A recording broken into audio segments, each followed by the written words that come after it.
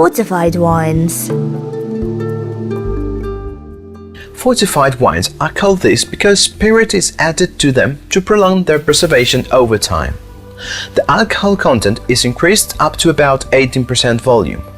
This technique appeared several centuries ago as an experiment to allow for the long passages for the ships carrying the wine from Sicily, Portugal, Spain and the island of Madeira to the United Kingdom, but soon it became a real practice because the manipulated wine was really appreciated by the British customers.